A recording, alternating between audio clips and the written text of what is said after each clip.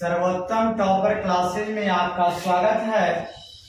आज 10th class physics कक्षा 10th का यानी प्रकाश का परावर्तन पार्ट 2 लेकर आए। प्रकाश के परावर्तन को जानने से या पहले हम कुछ इसके बेसिक बातें ही जान रहे हैं। पहला प्रकाशीय माध्यम। माध्यम के मतलब होता है क्या? तो कहता है वह क्षेत्र जिससे होकर प्रकाश वस्तु से निकलकर आंखों तक पहुंचती है उसे प्रकाशीय माध्यम कहते हैं। मान लीजिए कि आपके घर में बल्ब जल रही है और बल्ब से निकलकर प्रकाश आपके आंखों तक पहुंच रही है, तो ये जो माध्यम कहलाती है, आने वाली जिस माध्यम गमन कर रही है वही माध्यम प्रकाशीय माध्यम कहलाती है। जैसे हवा, पानी, कांच, तार इत्यादि ये सब प्रकाशीय माध्यम कहलाती है। प्रकाशीय माध्यम इस प्रकार से दो प्रकार के होते हैं, एक समांगी प्रकाशीय माध्यम और दूसरा विषमांगी प्रकाशीय माध्यम। दोनों को हम एक एक करके पढ़ते चलेंगे। पहला देखिएगा समांगी माध्यम, जिस माध्यम के प्रत्येक भाग के गुण एवं बनावट, गुण और बनावट क्या हो, समान होते हैं। यानी कि जिस माध्यम के प्रत्येक भाग के गुण और बनावट एक समान होती है उसे क्या कहते हैं? समांगी माध्यम कहते हैं। जैसे जल में अगर प्रकाश मारिएगा तो जितने टॉर्च से आपका बारिएगा उतने ही आपका रिफ्लेक्ट करके आएगा या प्रवेश कर जाएगा। यानी इसकी सभी गुण बनावट समान होते हैं, एक जैसा। कांच, यह दोनों समांगी माध्यम का उदाहरण है। दूसरा है विषमांगी माध्यम, जिस माध्यम के प्रत्येक भाग के गुण और बनावट असमान होते हैं उसे विषमांगी माध्यम कहते हैं। जैसे गर्म एवं ठंडी हवा का मिश्रण देखिएगा तो गर्म समय और ठंडी हवा में ये अलग अलग होते हैं। तो फिर इसी में है कैल्साइट आदि। उसी प्रकार से पदार्थ को माना जाए तो प्रकाश के गमन के आधार पर पदार्थ 3 प्रकार के होते हैं। प्रकाश के गमन के आधार पर पदार्थ 3 प्रकार के होते हैं।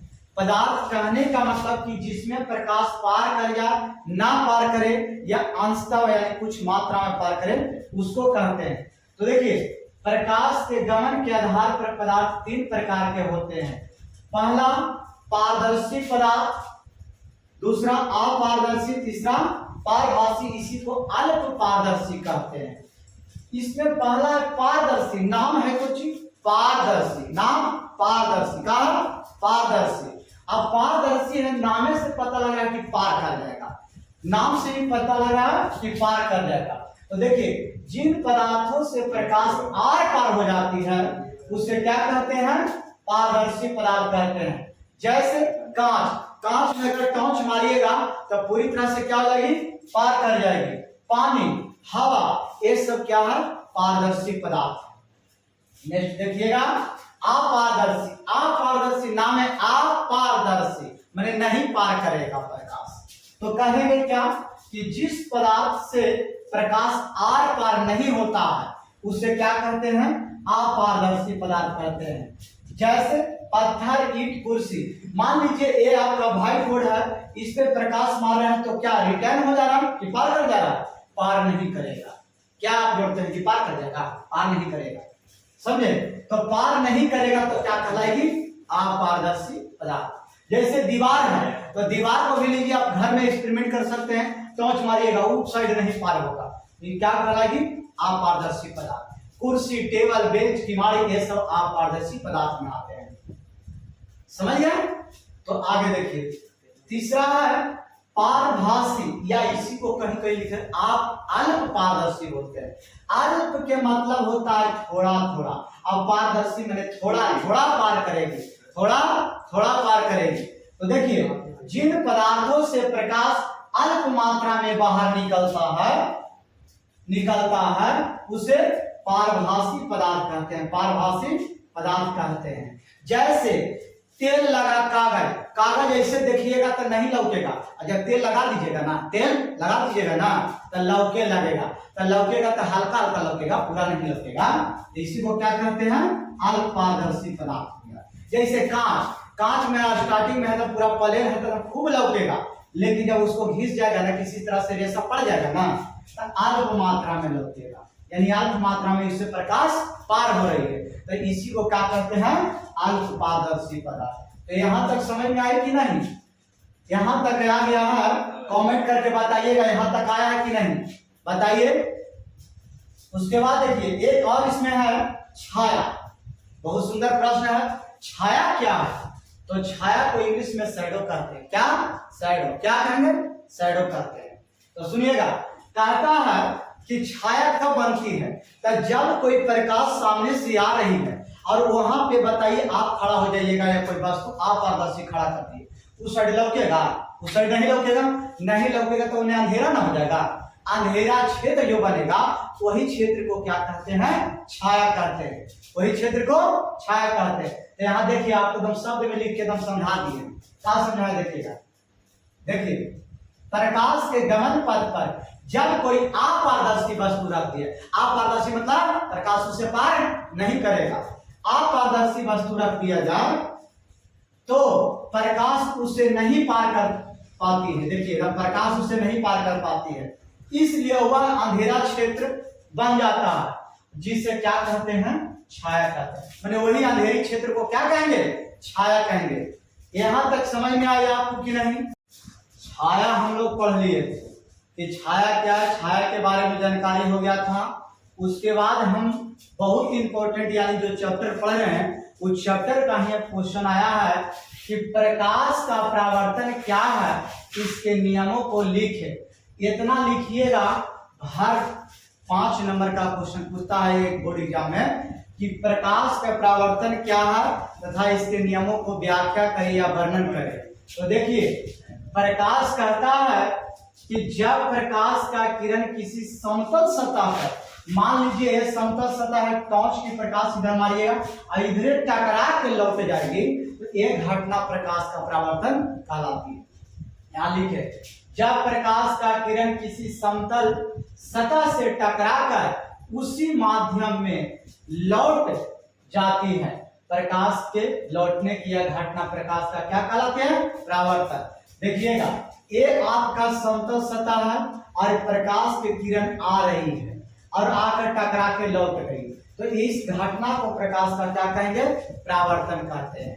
प्रकाश के परावर्तन में देखिएगा बहुत से हैं, आने वाली किरण को यानी कि प्रकाश के सतह पर आने वाली किरण को आपतित किरण कहते हैं। प्रकाश के सतह पर आने वाली किरण को क्या कहेंगे, आपतित किरण कहते हैं। और टकरा के जाने वाला किरण को क्या कहते हैं, परावर्तित किरण कहते हैं।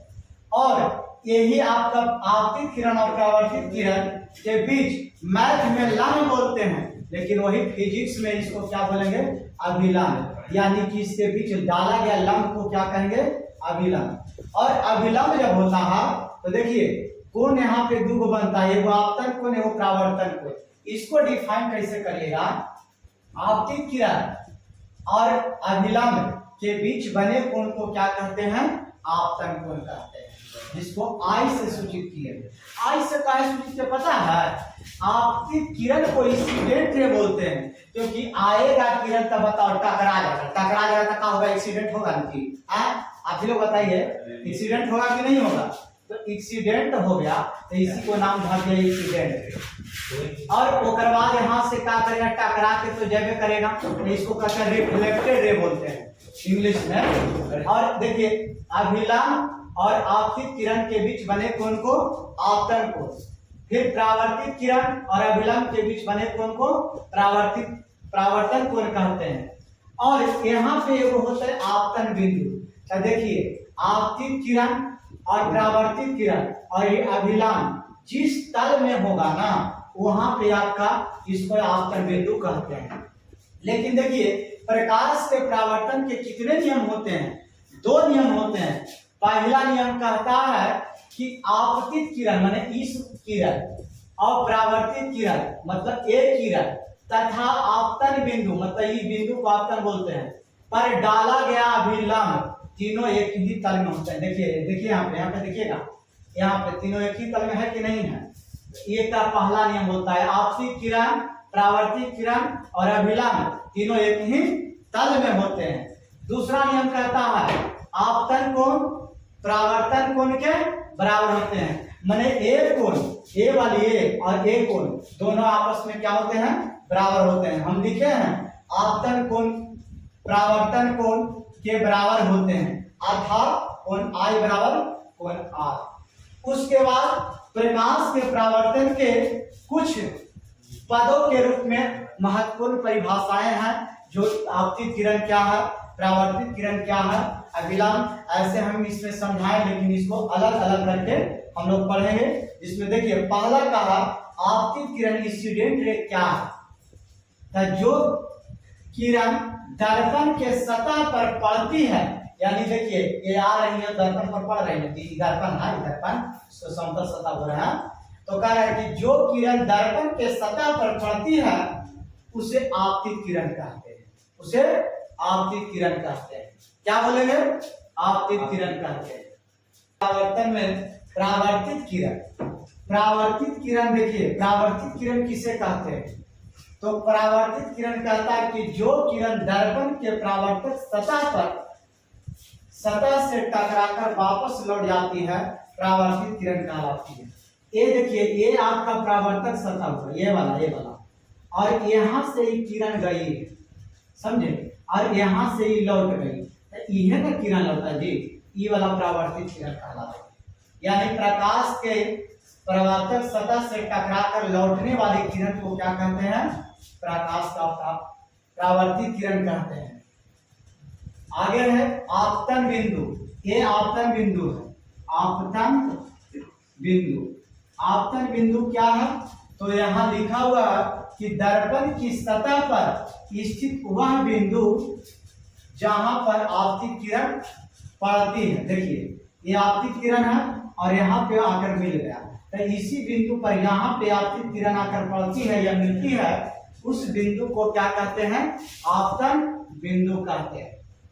अभिलंब क्या होता है, जिसे इंग्लिश में नॉर्मल कहते हैं। तो सुनिए आपतित किरण और परावर्तित किरण के बीच डाला गया लंब को क्या कहेंगे, अभिलंब। ये देखिए यह एक लंब डाल रहे हैं और इसी को फिजिक्स भाषा में अभिलंब बोलते हैं। तो आपतित किरण परावर्तित किरण के बीच डाला गया लंब को क्या कहते हैं, अभिलंब कहते हैं। आगे है आपतन कोण। सुनिए आपतन कोण क्या होता है। देखिए आपतित किरण, ये आपतित किरण है और अभिलंब, जब भी कोण का निर्माण होता है तो दूर रेखा झुकती है तो क्या बनती है, कोण का निर्माण होता है। तो देखिए यहाँ पे कोण बन रहा है, आपतित किरण और अभिलंब के बीच बने कोण को क्या कहते हैं, आपतन कोण कहते हैं। यहाँ लिख दिए, देखिए आपतित किरण तथा अभिलंब के बीच बने कोण को क्या कहते हैं, आपतन कोण कहते हैं। आई से का से सूचित करेंगे, आई से सूचित करेंगे। दूसरा है यहाँ आगे परावर्तन कोण। तो देखिए परावर्तित किरण और अभिलंब के बीच बने कोण को क्या कहते हैं, परावर्तन कोण कहते हैं, जिसे इसको इंग्लिश में परावर्तित किरण को रिफ्लेक्टेड रे बोलते हैं, और रिफ्लेक्टेड रे के पहला लेटर आर, इसीलिए इसको आर से डिनोट करते हैं यहाँ से। इसी तरह से और भी नए वीडियो देखने के लिए चैनल को सब्सक्राइब, लाइक और अपने दोस्तों में शेयर करें। और इस तरह से वीडियो हर सब्जेक्ट का और हर विषय का आपको हर एक 9th हो, 10th हो, 11th हो, 12th हो, सारी का वीडियो चैप्टर वाइज आपको पार्ट बाय पार्ट कर फुल वीडियो डिटेल्स मिलेगा।